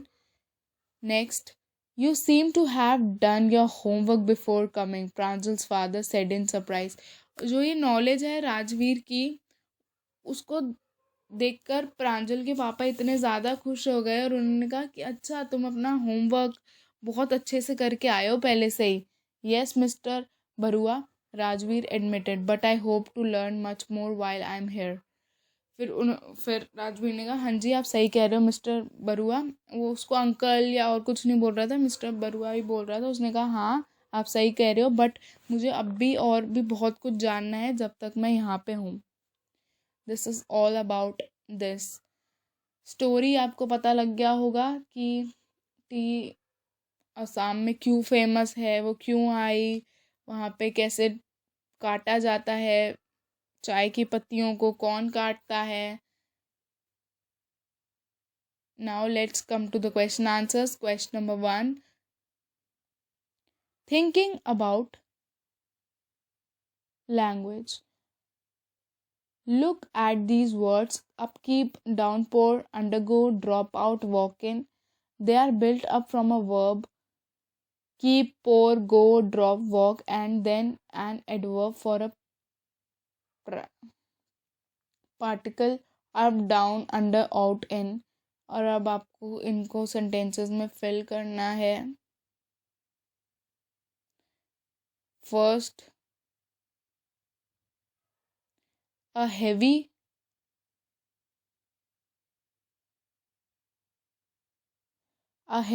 dash has been forecast due to low pressure in the Bay of Bengal. Downpour. Second, Rakesh will undergo major surgery tomorrow morning. Third, my brother is responsible for the upkeep of our family property. Fourth, the dropout rate of this accountancy course is very high. Fifth, she went to the enterprise company to attend a walk-in interview. Second, now fill in the blanks in the sentences given below by combining the verb given in the bracket with one of the words from the box as appropriate. First, the army attempted unsuccessfully to overthrow the government. Second, scientists are on the brink of a major breakthrough in cancer research. Third, the state government plans to build a bypass for Bhubaneswar to speed up traffic on the main highway. Fourth, Gautam's outlook on life changed when he realized that the world is full of sorrow. Fifth, Rakesh seemed unusually downcast after the game. Next, notice how these ing and ed adjectives are used. Chess is an interesting game. I am very interested in chess. Going trekking in the Himalayas this summer is an exciting idea. We were very excited about the trek. Third, are all your school books this boring? He was bored as he had no friends there. Now think of suitable ing and ed adjectives and to answer the following questions you may also use words from those given above. Okay, first is a good detective serial on television. Interesting. A debate on your favorite topic: homework should be banned. Exciting. How you feel when you stay indoor during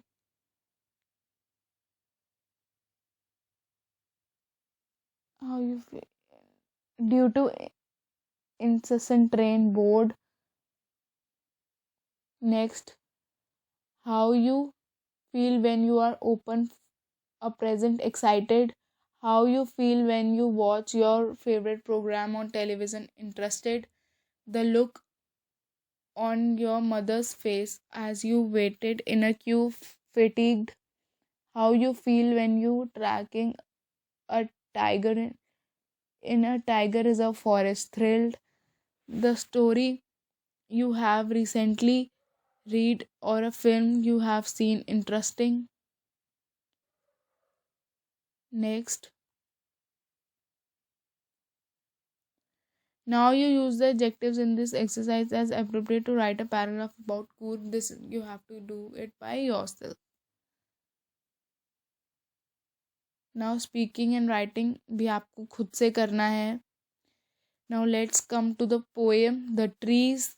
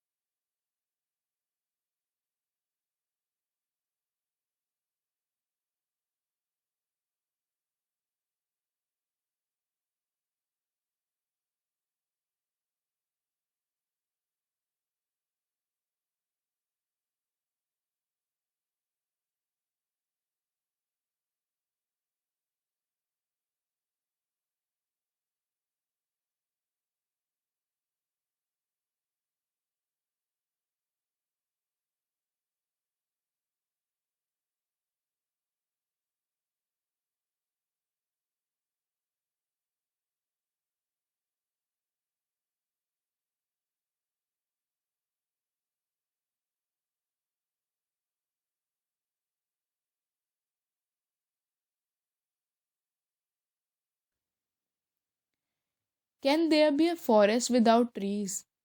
Where are the trees in this poem, and where do they go? This poem is written by Adrienne Rich. अब उसमें क्या कह रहे हैं poet कि क्या आप imagine कर सकते हो कि एक फॉरेस्ट हो सकता है बिना ट्रीज के, और कह रहे हैं कि और जितने भी ट्रीज हैं वो कहाँ चले गए इस पोयम से, वो कहाँ पे हैं ट्रीज, वो कहाँ चले गए. अब हमें ये सब जानना है कि वो ट्रीज कहाँ चले गए, वो कहाँ पे हैं. एड्रीना रिच के बारे में हम थोड़ा सा पहले पढ़ेंगे. Adrienne Rich was born in Baltimore Maryland, USA in 1929. She is the author of nearly 20 volumes of poetry and has been called a feminist and a radical poet. जो एड्रीना रिच हैं वो बाल्टीमोर मैरीलैंड यूएसए में पैदा हुई हैं. कब पैदा हुई हैं वो 1929 में. और उन्होंने 20 वॉल्यूम्स ऑफ पोएट्री वो उन्होंने लिखी थी. और उनको फेमिनिस्ट और रेडिकल पोएट भी कहा जाता है. What do you mean by feminist? नारीवादी, मतलब referring to someone who supports and educates for the right and equality of women. ठीक है. एंड रेडिकल पोएट मीन्स कट्टर कवि, referring to a poet who expresses strong, unconventional, and often revolutionary ideas in their work. अब आपको समझ आ गया होगा वो कैसी पोएट थी, उन्होंने कितनी पोएम्स लिखी हैं और वो कब पैदा हुई थी, कहाँ पैदा हुई थी. So let's start with the poem. First paragraph. The trees inside are moving out into the forest.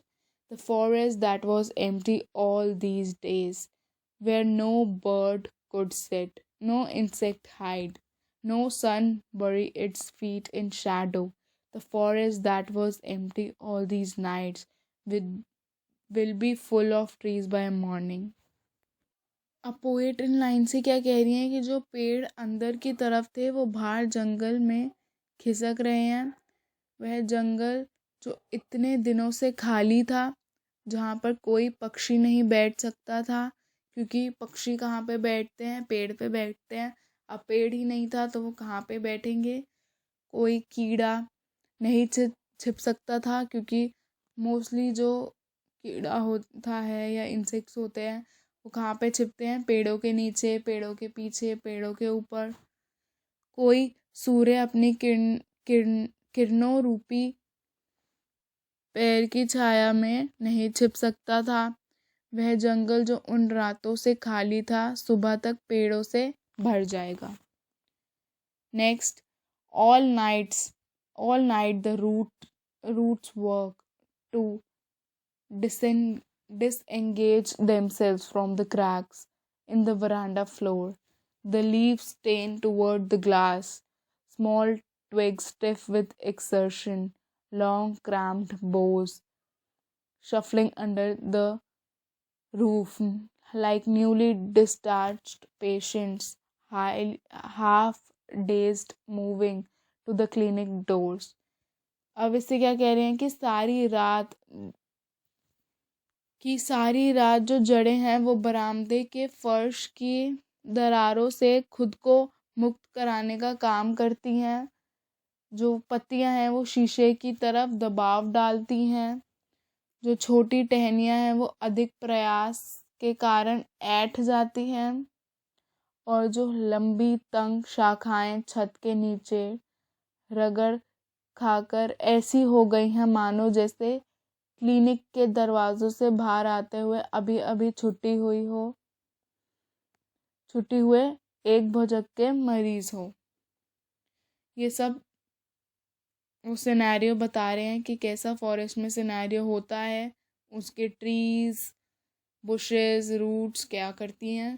Third paragraph. I sit inside, doors open to the veranda, writing long letters in which I sarcastically mention the departure of the forest from the house. The night is fresh, the whole moon shines in a sky still open. The smell of leaves and lichen still reaches like a voice into the rooms. और फिर poetess कह रही हैं, क्या कह रही हैं कि मैं बरामदे की ओर खुलने वाले दरवाज़ों को खुला रखकर अंदर बैठी हुई हूँ और लंबे लंबे लेटर लिख रही हूँ, जिनमें मैं मुश्किल से ही घर से जंगल के प्रस्थान की चर्चा करती हूँ. और रात एकदम साफ है और पूरा चंद्रमा अब भी खुले आकाश में चमक रहा है, एक आवाज की भांति जो पत्तियों व काई मतलब श्वाल की महक कमरों में पहुंच रही है.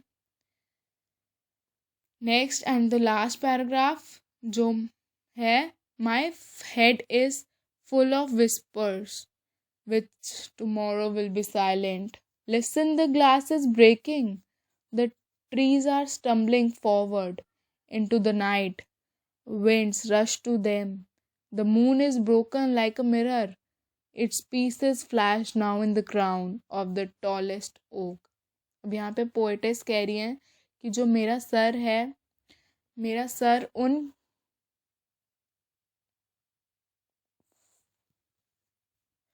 उन फुसफुसाहटों से भरा हुआ है जो कल शांत हो जाएगी. सुनो, शीशा टूट रहा है. रात में पेड़ लड़खड़ाते हुए आगे जा रहे हैं. हवाएं उनसे मिलने के लिए तेजी से चल रही हैं. सबसे ऊंचे जो ओक मतलब बलूत के वृक्ष के बीच में चमकता हुआ चांद जो है वो शीशे के भांति टूटा हुआ प्रतीत हो रहा है। इसके टुकड़े अब सबसे लंबे बलूत के पेड़ के ताज में चमक रहे हैं। This is all about this poem. इससे आपको क्या सीखने को मिल रहा है? जैसे जो पौधे जिनका हम यूज़ अपने घर को सजाने में करते हैं, जैसे शो पीस के टाइप, या छोटे छोटे गमलों में लगा लेते हैं हम अपने घरों में कि हाँ हमारा घर बहुत ज़्यादा अट्रैक्टिव लगे, में हमारे घर की शोभा बढ़ जाए। बट हम ये नहीं समझ रहे कि हम प्रकृति से छेड़छाड़ कर रहे हैं। हम प्रकृति को चार दीवारी में हमने इसको कैद कर लिया है कि हमने बड़े बड़े जो पेड़ हैं उनको जंगलों से काट कर अपने घर में अपने घर की शोभा बढ़ाने के लिए रख दिया है। चार दीवारी में पेड़ों को कैद कर दिया है। चार दीवारी जो शीशे के बने हैं हमारे घर, उनमें कैद कर दिया है। हमें ऐसा नहीं करना चाहिए। इससे क्या दिखता है कि हम ह्यूमन बींग्स कितने सेल्फिश हो गए हैं कि हम प्रकृति को अपने फ़ायदे के लिए नुकसान पहुंचा रहे हैं। सो प्लीज़, अगर आपने भी आप बोलोगे कि ऑक्सीजन के लिए है, बट ऑक्सीजन के लिए तो पार्क या और कहीं प्लांट्स होने चाहिए। आपके घर में प्लांट्स और सजाने के लिए शो पीस की तरह नहीं होने चाहिए कि आप कभी पानी दो ना दो वो ख़राब हो जाएं। और यही प्लांट्स अगर हम फॉरेस्ट में या कहीं और प्लांट करें तो इससे कितना बड़ा ट्री बने और ऑक्सीजन सबको मिले। So let's come to the question answers. Question number 1.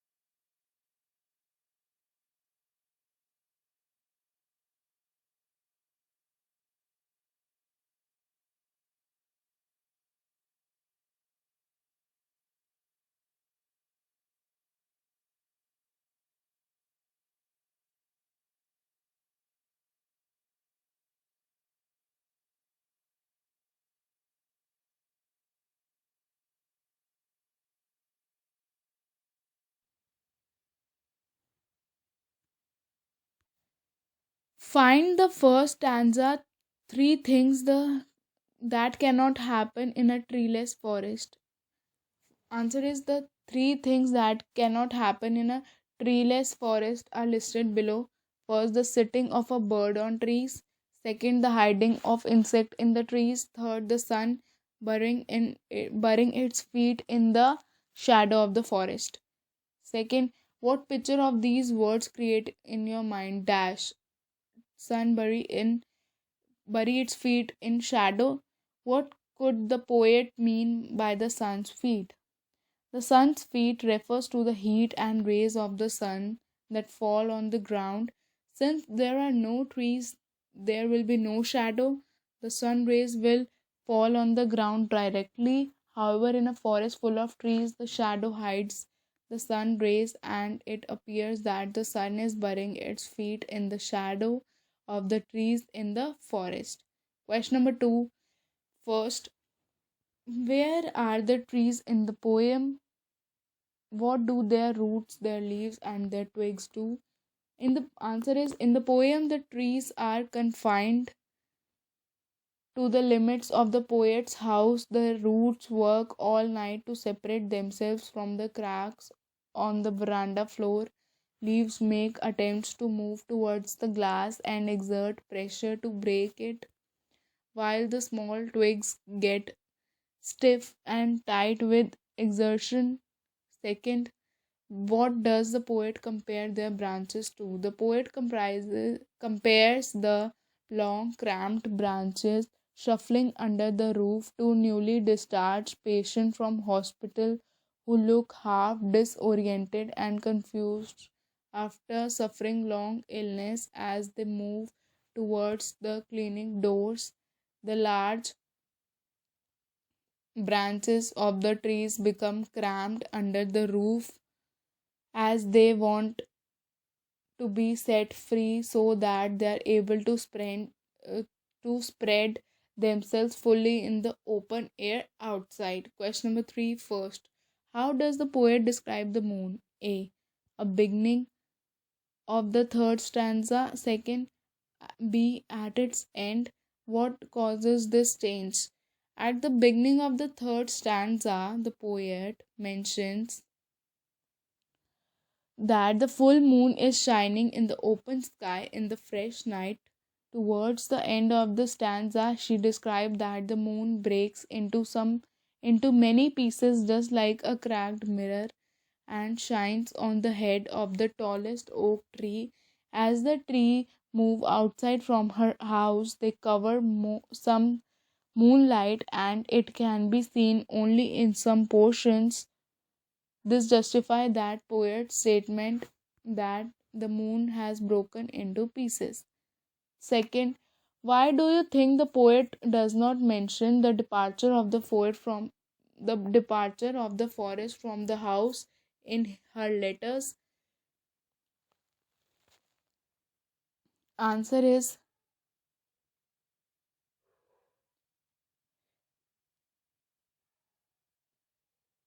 when the trees move out of the house, the glass breaks and the smell of the leaves and lichen reaches the room of the house like a voice.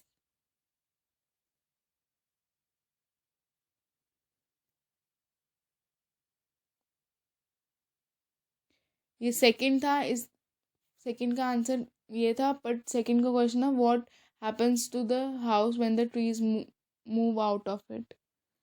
तो अब इसका answer था मैंने वो पहले third question पढ़ दिया था। इसका आंसर था when the trees move out of the house the glass breaks and the smell of the leaves and lichen reach the rooms of the house like a voice. जो third था कि poetess क्यों departure show नहीं किया था कि why do you think the poet does not mention the departure of the forest from the house in her letters. तो इसका आंसर है the poetess or the poet scarcely mentioned the departure of the forest from the house in her letters because human beings generally don't care for nature in the first place. Hence, she thinks that nobody would be interested to know how hard the trees are trying to set themselves free. She also mentioned that if humans would really have cared for the trees, they would never think of destroying them. Therefore, we can understand that the poet could feel the whole beauty of trees moving back to the forest, and she immensely happy to realize it. Question 4. Now that you have read the poem in detail, we can begin to ask what the poet might mean. Here are two suggestions. Can you think of others first?